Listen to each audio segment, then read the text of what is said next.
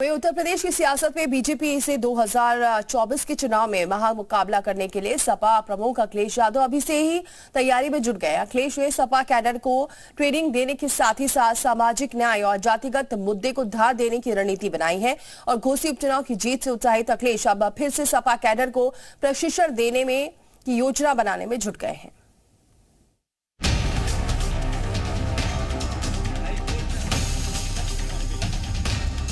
घोसी उपचुनाव की जंग जीतने के बाद सपा का जोश हाई है और पार्टी का पूरा फोकस अब 2024 पर है। अखिलेश यादव का दावा है कि यूपी में 2024 में साइकिल की रफ्तार सबको पीछे छोड़ देगी। उत्तर प्रदेश से 80 की 80 सीटें हराने का संकल्प समाजवादी पार्टी लेगी और समाजवादी पार्टी का गठबंधन लेगा। लोकसभा चुनाव से पहले सपा यूथ और बूथ को मजबूत करने में जुट गई है। इसको लेकर सपा अपने कैडर को बूथ प्रबंधन, जातीय जनगणना, सामाजिक न्याय, संविधान, लोकतंत्र का भविष्य और लोकसभा चुनाव के मुद्दे पर ट्रेनिंग देने में जुटी है। घोसी चुनाव के बाद एक बार फिर से सपा प्रशिक्षण शिविर लगाएगी। जानकारी के मुताबिक प्रतापगढ़ में सपा का प्रशिक्षण शिविर लगेगा।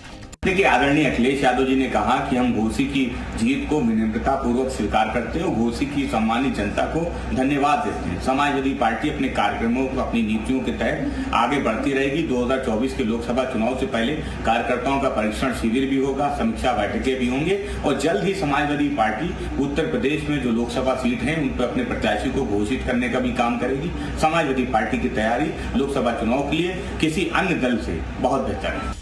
जानकारी के मुताबिक बूथ से लेकर जिला स्तर तक के कार्यकर्ता इस कार्यक्रम में हिस्सा लेंगे।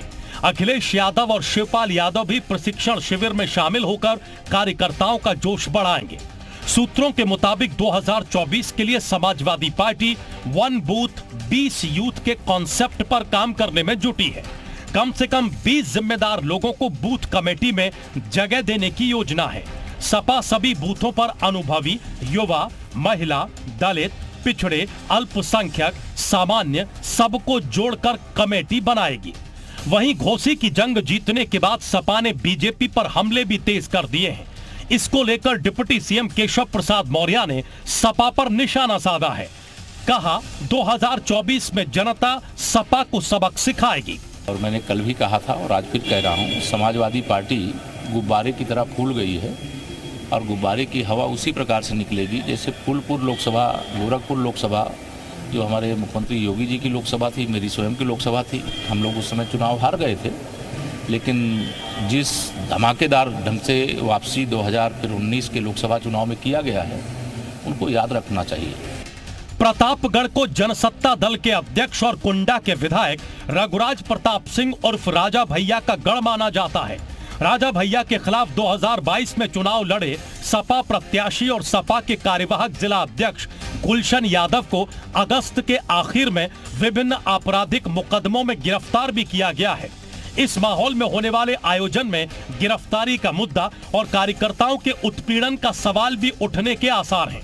प्रतापगढ़ में आने वाली 5 में से 2 विधानसभा सीटें सपा के पास हैं और 1 कांग्रेस के पास है। लिहाजा सपा यहां मंथन के जरिए कार्यकर्ताओं का जोश हाई कर 2 लोकसभा सीटें साधने पर फोकस करने का काम कर रही है। ब्यूरो रिपोर्ट, जी मीडिया।